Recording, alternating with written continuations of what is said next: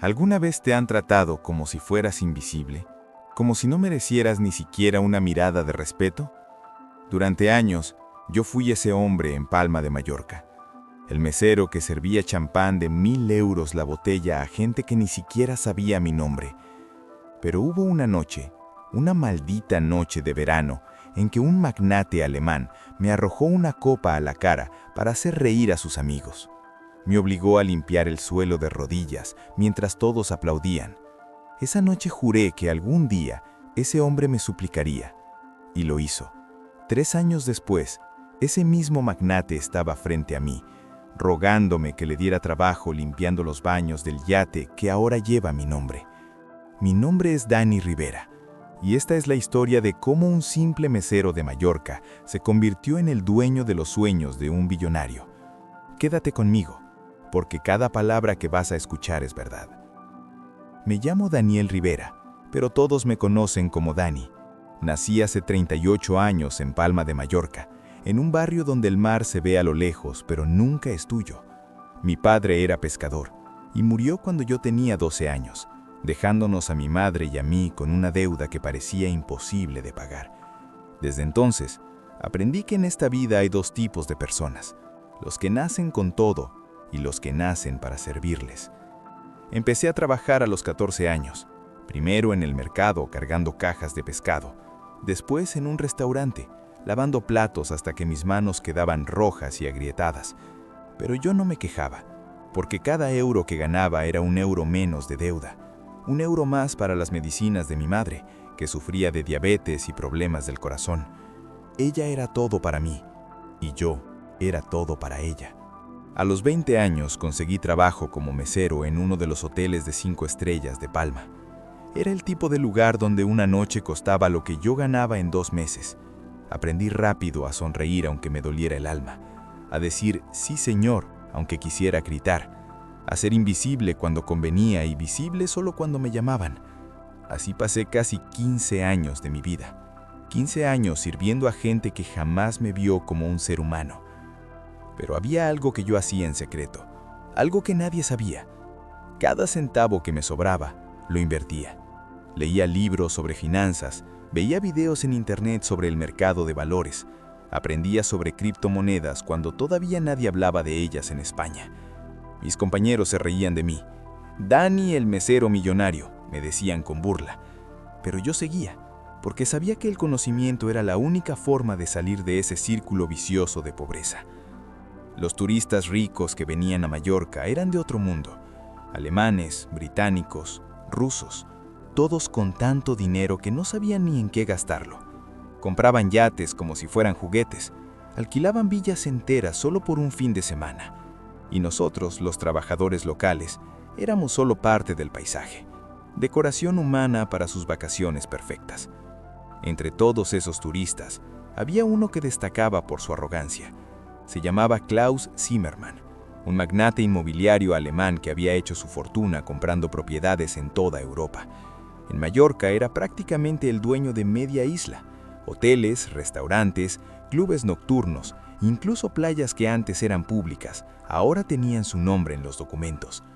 Era un hombre de unos 50 años, rubio, alto, con esa sonrisa de quien sabe que el mundo es suyo. Klaus venía a Mallorca cada verano con su séquito de amigos millonarios.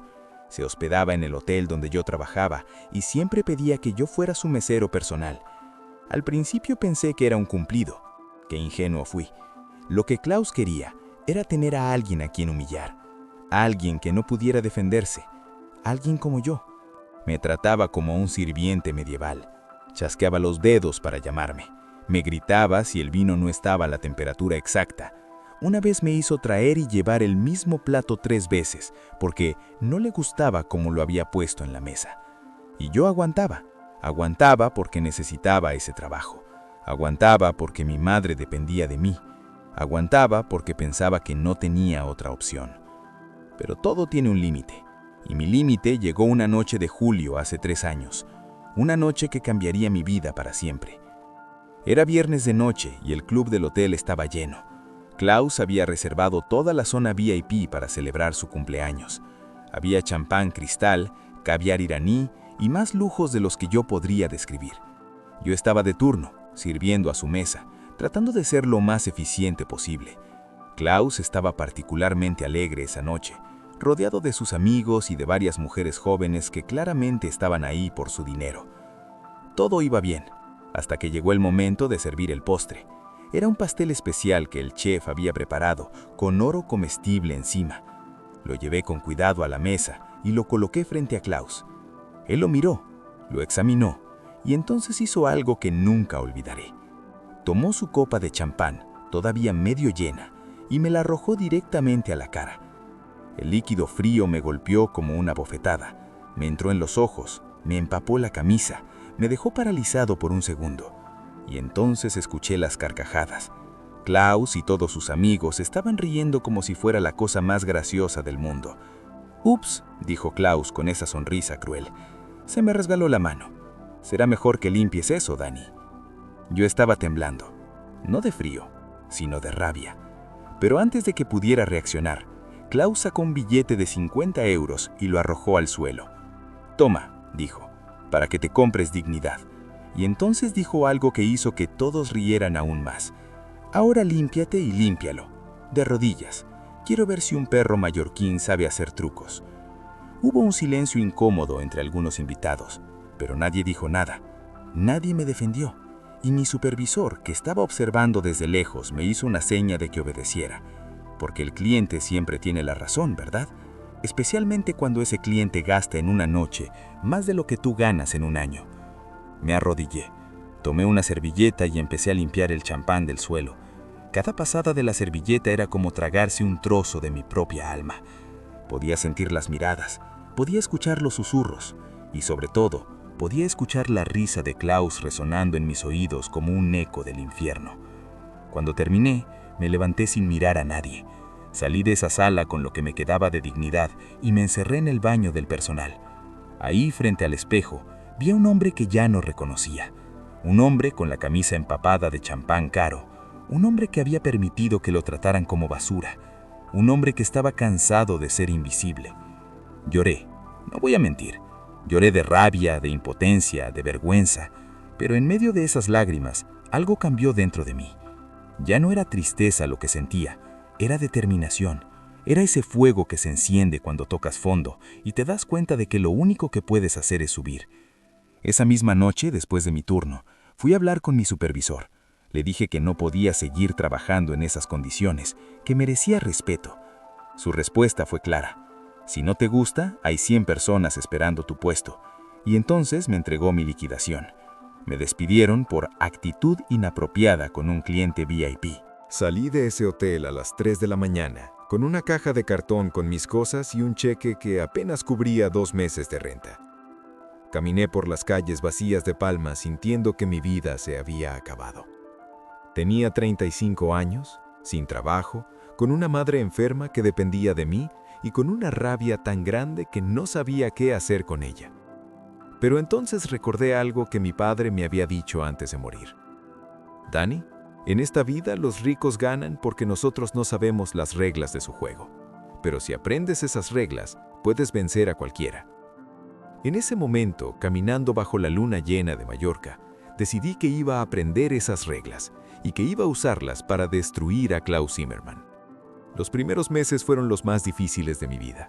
Tuve que conseguir trabajo en un restaurante de comida rápida para sobrevivir. De servir champán de 1.000 euros, pasé a servir hamburguesas de 5. Pero no me importaba, porque cada minuto libre que tenía lo usaba para investigar a Klaus Zimmermann. Descubrí que Klaus no era solo un empresario exitoso, era un depredador. Había hecho su fortuna comprando propiedades a precios ridículos durante la crisis del 2008, cuando la gente perdía sus casas y estaba desesperada. En Mallorca, había usado conexiones políticas para privatizar playas que antes eran públicas. Tenía restaurantes en zonas protegidas donde legalmente no podía construir. Y todo esto lo hacía con una red de abogados y políticos corruptos que lo protegían. Pero yo tenía una ventaja que Klaus no sabía. Durante mis 15 años trabajando en hoteles de lujo, yo había estado presente en cientos de conversaciones que los ricos pensaban que nadie escuchaba. Porque para ellos un mesero es como un mueble. No habla, no piensa, no existe. así que hablaban libremente de sus negocios sucios, de sus evasiones fiscales, de sus acuerdos bajo la mesa. Y yo, que tenía buena memoria, recordaba muchas de esas conversaciones. Recordaba nombres, fechas, lugares. Recordaba la vez que Klaus mencionó una cuenta bancaria en Suiza. Recordaba cuando habló de un contrato falso para una construcción ilegal en la costa norte. Recordaba todo, porque cuando eres invisible, tu único poder es observar. Empecé a escribir todo lo que recordaba en un cuaderno. Luego investigué cada detalle en Internet, en archivos públicos, en periódicos viejos. Busqué conexiones entre Klaus y los políticos locales. Encontré contratos sospechosos. Encontré transferencias de dinero que no tenían sentido. Y poco a poco, el rompecabezas empezó a armarse. Pero yo solo no podía hacer nada. Necesitaba ayuda. Necesitaba aliados. Y los encontré en el lugar menos esperado. Un grupo de empresarios locales de Mallorca que estaban cansados de ver cómo gente como Klaus destruía la isla por dinero. Ellos habían intentado competir legalmente, pero Klaus siempre ganaba porque no jugaba limpio. Me contacté con ellos a través de un conocido. Al principio desconfiaban. ¿Quién era yo? Solo un mesero desempleado con una historia de venganza. Pero cuando les mostré lo que había recopilado, cuando les expliqué las irregularidades que había detectado en los negocios de Klaus, sus ojos se iluminaron. Tenían el dinero y las conexiones. Yo tenía la información. Era la combinación perfecta. Formamos una alianza secreta. Ellos me dieron acceso a abogados especializados en fraude fiscal y corrupción. Yo les di todo lo que había recopilado. Y juntos empezamos a construir un caso. Pero no íbamos a ir a la policía. No todavía, porque sabíamos que Klaus tenía policías en su nómina. Íbamos directamente a donde más le dolería, a las autoridades fiscales europeas y a la prensa investigativa. Durante meses trabajé en eso. Me convertí en un investigador obsesionado. Dejé mi trabajo en el restaurante y mis nuevos socios me pagaron un salario básico para que me dedicara solo a esto. Mi madre me preguntaba qué estaba haciendo, por qué pasaba tantas horas frente a la computadora. Yo solo le decía: estoy estudiando, mamá, estoy aprendiendo. Y era verdad, estaba aprendiendo el juego de los ricos. Estaba aprendiendo que el dinero no es poder. El poder es la información. El poder es saber lo que otros no saben. El poder es usar las mismas armas que ellos usan contra ti. Y yo estaba afilando mis armas cada día. El plan era simple, pero requería paciencia. Íbamos a exponer a Klaus Zimmermann, pero teníamos que hacerlo de forma que no pudiera escapar. No podíamos simplemente enviar la información a las autoridades y esperar que actuaran. Teníamos que crear un escándalo tan grande que nadie pudiera ignorarlo. Teníamos que destruir su reputación antes de destruir su imperio. Empezamos filtrando pequeñas historias a periódicos locales. Nada muy grave al principio, solo insinuaciones de que algo no estaba bien con sus negocios. Pero cada historia plantaba una semilla de duda. Y Klaus, acostumbrado a que nadie lo cuestionara, cometió su primer error. Respondió con arrogancia. Negó todo públicamente y amenazó con demandar a cualquier periódico que lo difamara. Eso fue exactamente lo que necesitábamos, porque ahora los periodistas estaban interesados, ahora querían investigar más. Y nosotros les dábamos información poco a poco. Un documento aquí, una foto comprometedora allá, un testimonio anónimo de un ex empleado. Cada pieza era como una gota de agua que eventualmente haría un agujero en la roca. Mientras tanto, yo seguía con mi vida normal. Volví a trabajar como mesero, esta vez en un restaurante turístico cerca del puerto. Nadie sabía que yo era el fantasma que estaba destruyendo a Klaus Zimmermann. Ni siquiera mi madre lo sabía. Era mi secreto, mi misión, mi venganza silenciosa. Un día, 6 meses después de empezar todo esto, vi a Klaus en el restaurante donde trabajaba. Él no me reconoció. ¿Por qué lo haría? Yo era solo otro mesero, otro hombre invisible. Él estaba con unos inversores hablando de un nuevo proyecto en la costa. Y yo escuchaba, siempre escuchando. Fue entonces cuando mis socios y yo dimos el golpe final. Filtramos información a las autoridades fiscales europeas sobre sus cuentas en Suiza y Luxemburgo. Información detallada, números de cuenta, fechas de transferencias, montos exactos, todo lo que habíamos recopilado durante meses. Y esta vez no había forma de que Klaus pudiera escapar. La investigación europea fue rápida y brutal. Congelaron sus cuentas, embargaron sus propiedades y lo mejor de todo, varios políticos locales que estaban involucrados con él empezaron a ser investigados también. Era un efecto dominó que nadie podía detener. Klaus Zimmermann, el hombre que me había humillado de rodillas, estaba ahora enfrentando cargos por fraude fiscal, corrupción y evasión de impuestos. Sus abogados trataban de negociar, pero las evidencias eran abrumadoras. Y yo, el mesero invisible, observaba todo desde las sombras con una sonrisa que no podía contener. El juicio de Klaus Zimmermann fue todo un espectáculo mediático.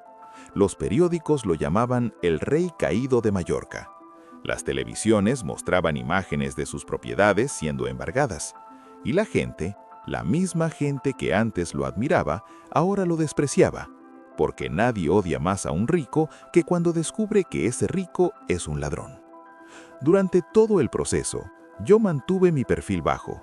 Nadie sabía que yo había sido la chispa que encendió ese incendio. Ni siquiera los periodistas sabían quién era la fuente original de toda esa información. Para el mundo, yo seguía siendo Dani Rivera, el mesero que trabajaba en el puerto. Pero para mí, yo era algo completamente diferente. Era un hombre que había aprendido a jugar el juego y había ganado. Mi madre notó el cambio en mí. «Dani, te ves diferente», me decía. «Pareces más feliz». Y tenía razón, porque por primera vez en años yo no me sentía menos que nadie. Me sentía completo, me sentía poderoso, no porque tuviera dinero, sino porque había recuperado mi dignidad. Mientras Klaus luchaba con sus problemas legales, mis socios y yo empezamos la segunda fase del plan. Klaus tenía que pagar multas millonarias y devolver propiedades que había adquirido ilegalmente. Pero además, el gobierno estaba subastando algunos de sus bienes embargados para recuperar parte del dinero que había evadido. Y ahí fue donde nosotros entramos.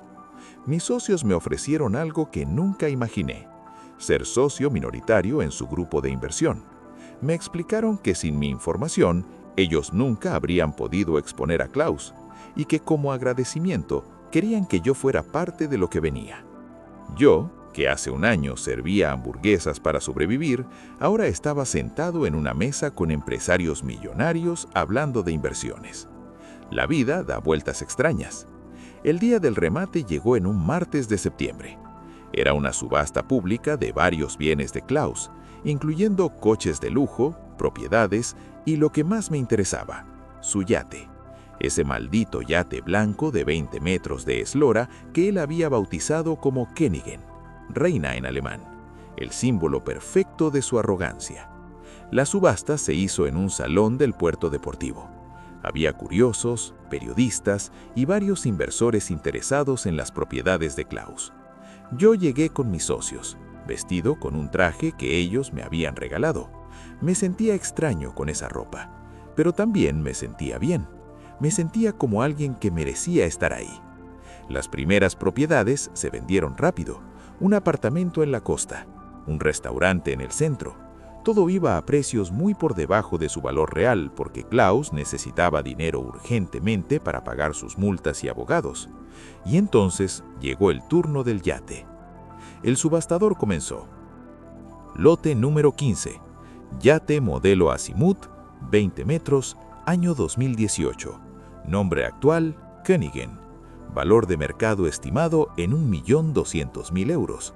Precio de salida, 300.000 euros. Hubo murmullos en la sala. Era una ganga. Varios inversores levantaron la mano. Pero yo también levanté la mía. Mi socio principal me miró sorprendido. No habíamos planeado pujar por el yate. Era un gasto innecesario. Pero yo necesitaba ese yate, no por el valor económico, sino por lo que representaba. Representaba a Klaus, representaba todo lo que él me había quitado, y yo iba a quitárselo a él. La puja subió rápido. 400.000, 500.000, 600.000.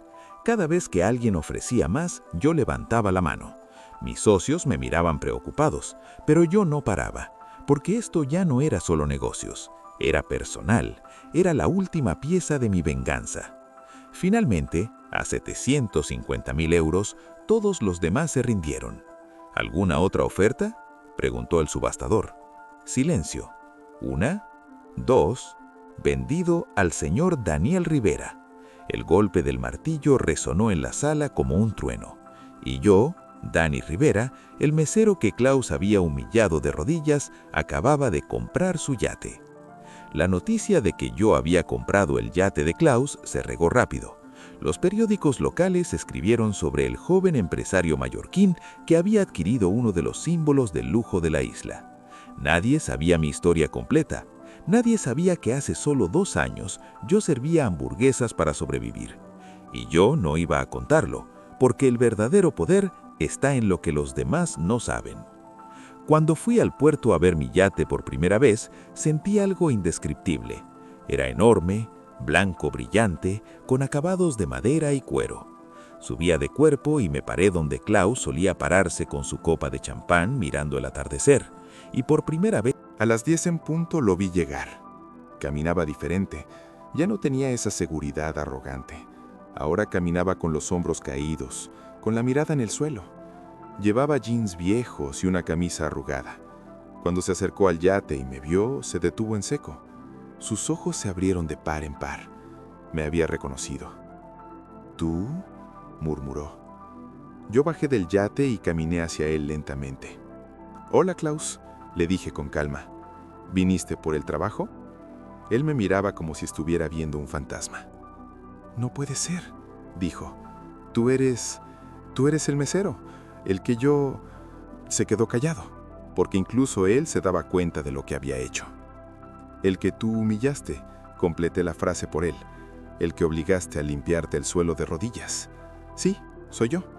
Y ahora soy el dueño del yate que antes era tuyo». Klaus se tambaleó un poco, como si esas palabras fueran un golpe físico. «¿Cómo?», comenzó a preguntar, pero yo lo interrumpí. «¿Cómo lo hice? Es simple, Klaus. Mientras tú gastabas tu dinero en fiestas y humillaciones, yo invertía cada centavo en aprender. Mientras tú creías que yo era invisible, yo estaba observando cada uno de tus movimientos. Mientras tú me tratabas como basura, yo estaba recopilando información para destruirte». Mi voz era firme, pero no había rabia en ella. Solo había verdad. Klaus se quedó parado frente a mí, procesando lo que acababa de escuchar. Vi cómo su rostro pasaba por varias emociones: sorpresa, ira, incredulidad y finalmente algo que nunca pensé que vería en él: derrota. «Tú fuiste quien me delató», dijo con voz quebrada. «Tú diste toda la información a las autoridades». Yo asentí. Yo y unas personas más que también estaban cansadas de tu juego. «¿Pero por qué?», preguntó. Y esa pregunta me sorprendió, porque realmente él no entendía. Realmente no veía lo que había hecho mal. «¿Por qué?», repetí. «Klaus, ¿de verdad me estás preguntando por qué? Me arrojaste champán en la cara. Me obligaste a limpiar el suelo de rodillas delante de todos. Me hiciste sentir menos que humano. Y luego hiciste que me despidieran por protestar. ¿Y me preguntas por qué?». Él bajó la mirada. Por primera vez en su vida, Klaus Zimmermann no tenía respuesta. Yo no pensé que...», comenzó a decir, pero se detuvo, porque ambos sabíamos que esa excusa no servía. Él no pensó porque nunca tuvo que pensar. Para él, la gente como yo no tenía sentimientos, no tenía dignidad, no importaba. Y ahora estaba pagando el precio de esa arrogancia. «Vine porque necesito el trabajo», dijo finalmente con una voz tan baja que apenas la escuché. «He enviado currículums a todos lados, pero nadie me contrata. Mi nombre está manchado. No tengo dinero, no tengo nada». Me miró con ojos que pedían compasión. «Por favor, Dani, necesito este trabajo. Haré lo que sea». Escuchar a Klaus Zimmermann suplicándome fue uno de los momentos más extraños de mi vida. Durante meses había soñado con este momento, con verlo humillado como él me humilló a mí, con hacerlo sufrir como yo sufrí. Pero ahora que lo tenía frente a mí, arruinado y roto, no sentía la satisfacción que esperaba. Sentía algo más complejo, algo parecido a la tristeza. «No voy a darte el trabajo», le dije finalmente. Klaus cerró los ojos como si le hubiera dado una bofetada. «Pero voy a darte algo mejor». Él abrió los ojos confundido. Saqué un sobre de mi bolsillo y se lo entregué. Dentro hay 5.000 euros en efectivo. También hay la dirección de un centro comunitario donde ayudan a personas que están pasando por momentos difíciles. Y hay una carta de recomendación, no mía, sino de uno de mis socios, que tiene contactos en Alemania. Klaus tomó el sobre con manos temblorosas. ¿Por qué estás haciendo esto?, preguntó. Después de todo lo que me hiciste, ¿por qué me ayudas? Lo miré a los ojos y le dije algo que había estado pensando durante días. Porque si me convierto en alguien como tú eras, entonces tú ganaste. Tú me convertiste en un monstruo. Y yo no quiero ser eso. Quiero ser mejor que tú. Quiero demostrar que la gente como yo tiene algo que la gente como tú nunca tuvo: humanidad. Klaus se quedó parado frente a mí, procesando lo que acababa de escuchar. Vi cómo su rostro pasaba por varias emociones: sorpresa, ira, incredulidad y finalmente algo que nunca pensé que vería en él: derrota. Tú fuiste quien me delató, dijo con voz quebrada. Tú diste toda la información a las autoridades. Yo asentí. Yo y unas personas más que también estaban cansadas de tu juego. ¿Pero por qué?, preguntó. Y esa pregunta me sorprendió, porque realmente él no entendía. Realmente no veía lo que había hecho mal. ¿Por qué?, repetí. Klaus, ¿de verdad me estás preguntando por qué? Me arrojaste champán en la cara. Me obligaste a limpiar el suelo de rodillas delante de todos. Me hiciste sentir menos que humano. Y luego hiciste que me despidieran por protestar. ¿Y me preguntas por qué? Él bajó la mirada. Por primera vez en su vida, Klaus Zimmermann no tenía respuesta. Yo no pensé que... comenzó a decir, pero se detuvo, porque ambos sabíamos que esa excusa no servía. Él no pensó porque nunca tuvo que pensar. Para él, la gente como yo no tenía sentimientos, no tenía dignidad, no importaba. Algunos me preguntan si me arrepiento de haberme vengado de Klaus, si siento que fui demasiado lejos. Y mi respuesta siempre es la misma. No me vengué de Klaus, expuse sus crímenes. Él se destruyó solo con sus propias acciones. Yo solo me aseguré de que esas acciones tuvieran consecuencias. Y no me arrepiento, porque gracias a eso, varias familias recuperaron propiedades que Klaus les había robado. Varios trabajadores recibieron compensaciones que les debían, y la isla de Mallorca está un poco más limpia de corrupción. Mis socios y yo seguimos trabajando juntos, ya no solo en exponer fraudes, sino en invertir en negocios locales que realmente ayuden a la comunidad. Abrimos un fondo para apoyar a pequeños empresarios mallorquines, y yo, que hace 2 años servía hamburguesas, ahora soy parte de las decisiones de a quién ayudar y cómo hacerlo. La vida da vueltas increíbles. Pero lo más importante que aprendí en todo este proceso no fue sobre dinero o venganza, fue sobre dignidad. Aprendí que la dignidad no te la da tu trabajo, ni tu cuenta bancaria, ni el respeto de los ricos. La dignidad viene de dentro, viene de saber quién eres y no dejar que nadie te convenza de que vales menos de lo que vales. Y esa lección no tiene precio. A veces cuando camino por el puerto y veo mi yate brillando bajo el sol, pienso en aquella noche en que Klaus me arrojó champán a la cara. Pienso en cómo me sentía arrodillado en ese suelo limpiando mientras todos se reían. Y me doy cuenta de que esa fue la noche que cambió mi vida, no porque me destruyó, sino porque me obligó a reconstruirme más fuerte. Si alguien está leyendo o escuchando esta carta y se siente invisible, si alguien está siendo humillado en su trabajo, si alguien cree que no tiene poder para cambiar su situación, quiero decirte algo. Sí lo tienes.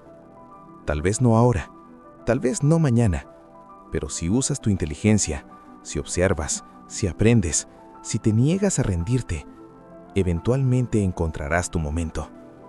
Y cuando ese momento llegue, tómalo con todas tus fuerzas. No te digo que busques venganza, te digo que busques justicia. No te digo que destruyas a quien te lastimó, te digo que construyas algo mejor de lo que esa persona pudo destruir. Porque al final del día, la mejor venganza no es hacer sufrir a tu enemigo. La mejor venganza es vivir bien, es ser feliz, es demostrar que ellos no pudieron romperte. Mi nombre es Daniel Rivera. Nací en un barrio humilde de Palma de Mallorca. Fui mesero durante 15 años. Fui humillado, despedido y pisoteado. Pero hoy soy dueño de mi propio destino. Y si yo pude hacerlo, tú también puedes. No porque sea especial, sino porque me negué a creer que era menos que cualquier otra persona. Esta es mi historia, una historia de caída y resurrección, de humillación y dignidad, de venganza y perdón. Y la escribo no para presumir, sino para que sepas que los finales felices no son solo para los ricos, son para los que luchan, para los que se niegan a rendirse, para los que entienden que el verdadero poder no está en cuánto dinero tienes, sino en cuánto estás dispuesto a aprender y a crecer. Desde Palma de Mallorca, con el sol brillando sobre mi yate llamado Resiliencia, te envío esta carta. Que te sirva de inspiración, que te recuerde que nunca, nunca eres invisible. Eres tan valioso como cualquier persona en este mundo. Y algún día, cuando menos lo esperes, tendrás tu oportunidad de demostrarlo. Con respeto y esperanza, Daniel Rivera, Palma de Mallorca, España. Dani, qué historia tan maravillosa. Muchas gracias por compartirla con nosotros. Que Dios te bendiga este viernes, que tengas un buen fin de semana y nos vemos el lunes.